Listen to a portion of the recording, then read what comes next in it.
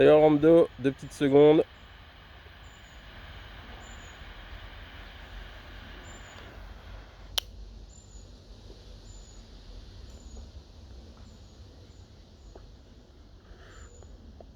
Hum, Désolé. J'inaugurais, enfin non, je vais pas j'inaugurais. Enfin, un petit clin d'œil aux vidéos de l'été dernier sur le côté influence CBD. Je disais que je faisais toujours les mêmes trucs au même moment pour les mêmes effets. En fait, là, je viens de diversifier les choses grâce à plusieurs trouvailles que Rachel et moi, on a fait et testé ces derniers temps. Donc voilà, petit inhalateur, ça c'est de la frappasse. Et puis surtout, mamie fumette pour arrêter de mettre du tabac en même temps que vous consommez du cannabis, et donc ne pas subir l'effet stimulant de la nicotine et le craving que ça implique. Et donc au meilleur moment de ta détente, il y a toujours ce petit coup de stress machin et tout. Bah ça c'était la nicotine qui faisait ça. Et depuis qu'on a retiré la nicotine, on n'a plus ce genre de soucis. Bon, Orlando, cette vidéo, je te la devais. Pas pour te raconter, pas pour te parler de CBD, même si Rachel et moi, on est en train d'ourdir des plans et tu vas tomber dans des traquenards dans les semaines qui viennent. Sache-le. Et voilà, sache-le. C'est-à-dire que on te prévient. Il y aura l'effet de surprise. On annule l'effet de surprise, on te prévient, t'es pas prêt. Et donc bah ouais, je vous ai parlé là du pouvoir de la saucisse il y a 3 semaines. Bon bah le pouvoir de la saucisse n'a pas suffi, contrairement à ce que je pensais. Voilà, le Leinster a offert une résistance quelconque en première mi-temps face à l'UBB. À partir de 7-7, il n'y a plus qu'une équipe sur le terrain. Des plaquages ratés, des en avant, des fautes techniques lourdes, des difficultés à se replacer en défense. Et voilà, 35-7 à la mi-temps, quoi. Un match sans suspense, là où j'avais annoncé que le pouvoir de la saucisse permettrait peut-être au Leinster de se maintenir au score et d'espérer mieux sur cette finale. Bah, ça n'a malheureusement pas été le cas pour eux. Donc bah voilà, un pronostic à jeter à la poubelle. Voilà, Rachel, après le match, il faut savoir qu'on l'a maté en replay. On était invité à un événement très intéressant ce week-end. Et voilà, à la mi-temps, 35-7, Rachel elle me dit: putain, Georgie, je suis content que le Leinster prenne une aussi grosse tôle, mais je suis surtout content qu'on l'ait pas vu en direct ce match-là, parce que voilà, déjà, ça a mis à mal ma théorie de la saucisse là, avec laquelle je vous saoule depuis au moins le mois de décembre dernier, donc depuis 6 mois. Et aussi parce que voilà, c'est pas le genre de match qu'on aime le plus mater à la télé. Voilà, nous on aime quand c'est serré, quand les équipes se répondent du tac au tac. Enfin voilà, si vous regardez le dernier 6 Nations masculin, les 3 matchs devant lesquels on a pris le plus de plaisir, c'est Italie-Angleterre, Irlande-Galles, Irlande-Italie, parce que c'était des matchs serrés, parce que il y a eu des moments où il y a eu des moments enfin, il y a eu des temps forts du côté des deux équipes. Il y a eu des moments, voilà, des tournants du match. Il y a eu des tournants du match bien visibles et bien invisibles. Donc voilà, ça c'est ce genre de match qu'on prend le plus de plaisir à regarder à la télé. Pas les matchs à sens unique, même si bon bah les matchs à sens unique, tu vois des actions de fou, tu vois des crochets, tu vois des franchissements. Enfin c'est le spectacle est cool.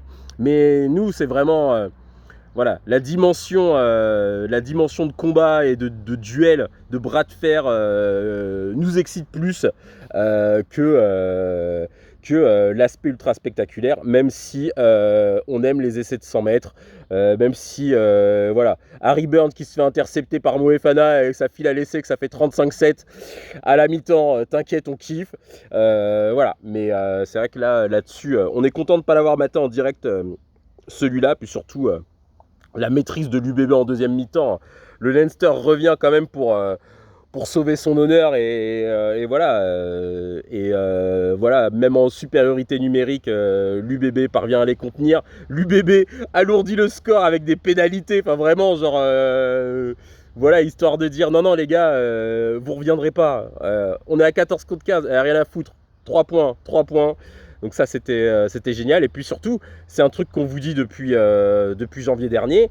Voilà, le rugby français est dans une telle situation au plus haut niveau. Il y a tellement de saucisses qui sont racontées que nous, ce qu'on veut, c'est 40 points dans la gueule de tout le monde. Et bah, ce que l'UBB a montré cette année, alors déjà, il y a le bonus, même s'il n'y a pas eu 40 points ce jour-là, en quart de finale, champion du top 14, Toulouse, boum, ça dégage.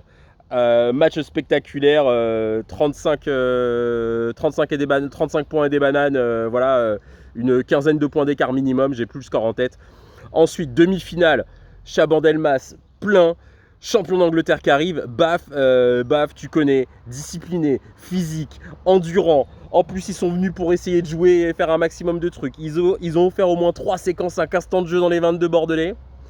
Bah, ça dégage aussi, ça encaisse 6 essais, enfin voilà, 38-26, donc on n'est pas à 40, mais voilà. Et puis en finale, bah là, le bouquet final, 41-19, 35-7 à la mi-temps face au champion de l'URC. Enfin, c'est vraiment un des plus beaux runs de l'histoire de la compétition. Et voilà, c'est ce qu'on vous disait. Il y a beaucoup de...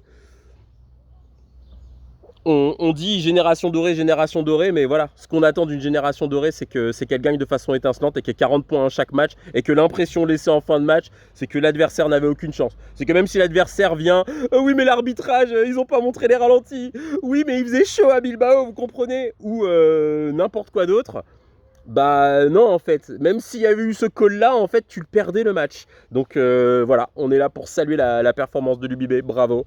La façon dont l'UBB a ciblé la Champions Cup cette saison est admirable, exceptionnelle, et la maîtrise affichée lors des 3 derniers matchs de la phase finale est vraiment impressionnante. Ils nous ont impressionnés. Nous ne savons pas si cette performance est reproductible en top 14, même si on aimerait beaucoup qu'elle le soit, puisque là on n'a plus qu'un objectif cette saison, c'est qu'un club français élimine Toulouse, et que Toulouse ne soit plus tenant du titre du top 14. Cette mascarade a assez duré, il y en a marre de voir les tricheurs au sommet, enfin voilà, vous connaissez notre tech à ce sujet. Maintenant, Bordeaux est un peu plus sympathique que Toulouse. Maintenant, est-ce que Bordeaux est beaucoup plus sympathique que Toulouse sur cet aspect? Non, puisque Bordeaux a eu un shifting en fait. Autant l'an dernier, ils étaient prêts à mener la charge, à dire ouais, mais faut retirer des points à Toulouse, c'est inadmissible, machin.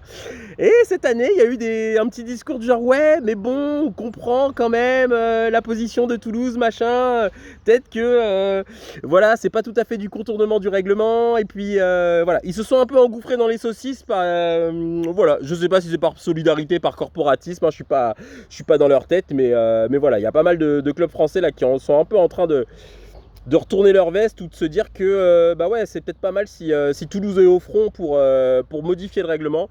Avec en plus, il y a eu des petites pirouettes bien hypocrites. Enfin, il y a eu la déclaration absolument dégueulasse d'Antoine Dupont, la chasse aux sorcières.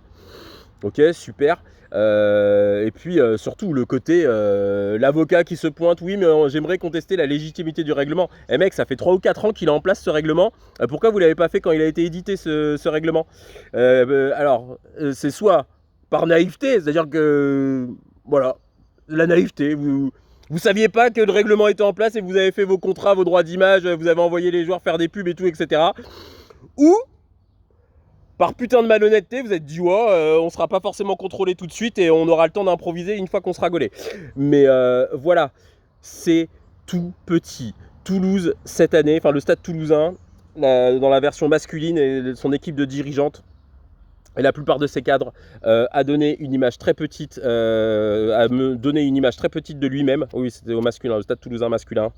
Petite image de lui-même, c'est rendu détestable à nos yeux. Le rugby, dès que vous regardez les matchs à la télé, tout le monde exalte la discipline, tout ça.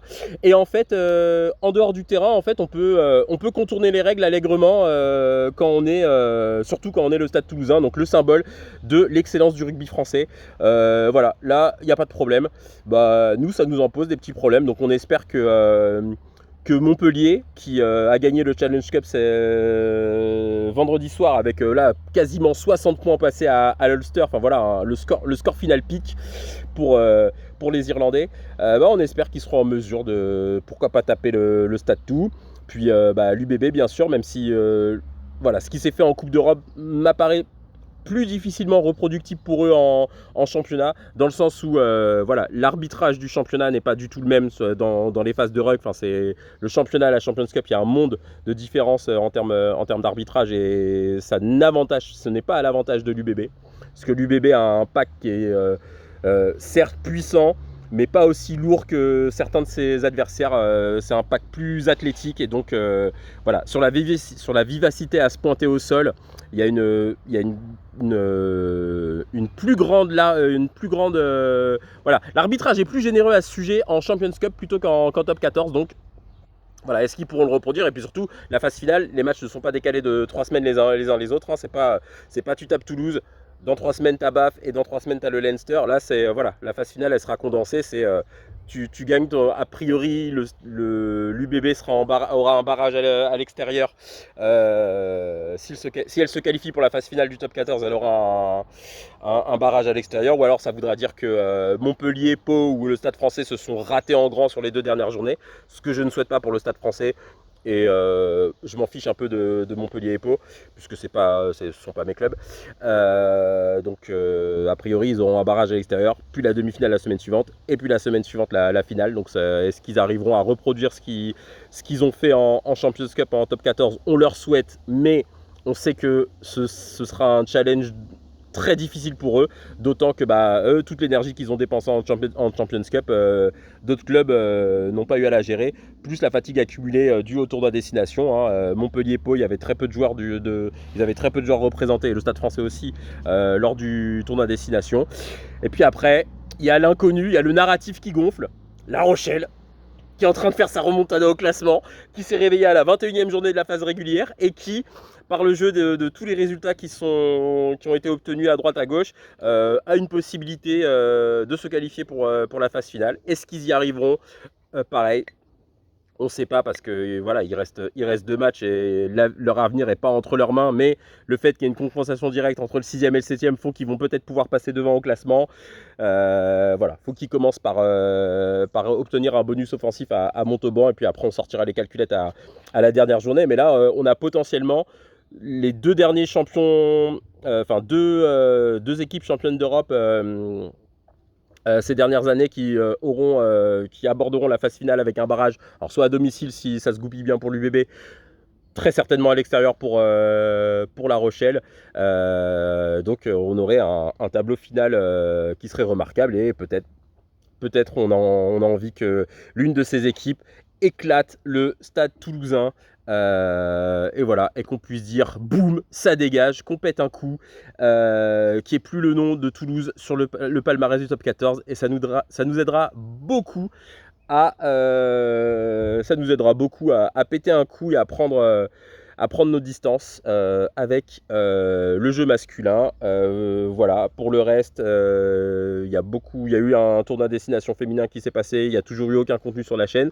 Je sais que des gens pourraient nous attendre au tournant et dire avec tout ce que vous avez dit ces derniers temps, comment ça se fait qu'il n'y ait rien eu? Vous inquiétez pas, on s'est tenu au courant des compétitions, on a maté tout ce qu'il y avait à mater. Il nous reste beaucoup de choses à mater. On avait plein de problèmes à gérer en avril-mai, et c'était plus simple d'aller dans la continuité du rugby masculin, et d'être sur toutes les émotions qu'on avait à gérer par rapport à ça, et toutes les saucisses qu'on avait besoin d'évacuer. Mais on n'a pas lâché l'affaire, et il y a un moment, il y a un bilan du TikTok 6 Nations qui va apparaître sur cette chaîne, et voilà, et vous serez là, ok, bon ils ont pas lâché l'affaire, c'est toujours les boss du game, et voilà, c'est juste que là on n'était pas en mesure de faire un suivi rigoureux pour pouvoir écrire un bilan de top qualité. Et l'an dernier, on était très frustrés de la qualité de nos vidéos sur le TikTok 6 Nations 2025. Donc voilà, on se laisse un peu de temps. Là, il y a la Champions Cup qui vient de se terminer. Voilà, on a un boulevard pour regarder à nouveau les matchs qu'on a déjà vus, les matchs féminins qu'on a déjà vus, et pour voir ce qu'on a vu de façon, ce qu'on a balayé du revers de la main. Voilà, il y a au moins 7 matchs qu'on va pouvoir prendre le temps de regarder dans leur intégralité, et très sérieusement, pas en coup de vent. Et il y a plein de choses il y a plein de choses pour reprendre le fil de tout ce qu'on vous racontait sur les équipes du 6 Nations féminin par rapport à ce qu'elles ont fait à la Coupe du Monde, par rapport à ce qui va se passer, les évolutions à venir. Enfin voilà, on est dessus et vous inquiétez pas, quand on sera prêt, ça régalera. Voilà, ça régalera. Désolé de même pas avoir mis le moindre compte rendu sur Facebook, mais après on a eu un peu la flemme parce que de toute façon, dès qu'on poste un truc sur les filles sur Facebook, on a très peu de retours, donc ça n'a pas motivé à en faire. On aurait sûrement dû le faire, hein. On s'excuse s'il y a des personnes qui les attendaient, ces comptes rendus, mais comme on vous l'a dit, rassurez-vous, on est toujours sur le coup. En janvier, en février, quand personne parlait du tournoi Destination, on regardait les matchs d'Elite 1, on regardait ce qui se passait dans le championnat anglais, on a regardé le Kelty Challenge. Enfin voilà, vous inquiétez pas, là maintenant, on a tout le temps qu'il nous faut pour se mettre dessus. Et voilà, prochaine vidéo, bilan du TikTok 6 Nations 2026. Attention, régalade en vue, Orlando, Rachel, Georgie, les fous du bus, les excités du fond du bus, toujours prêts à dégainer leur avis. Peut-être qu'il y aura des opinions un peu unpopulaires à ce propos. Donc c'est pour ça qu'il faut aussi qu'on prenne le temps de bien regarder les matchs et de bien structurer notre propos. Voilà, on est en dessous des 20 minutes, je ne vais pas insister davantage, surtout que maintenant que je me suis mis les bons arômes de cette Purple Lemonade dans le gosier, et je vais pouvoir enquiller et profiter de ce lundi après-midi. Force à tout le monde, à très vite.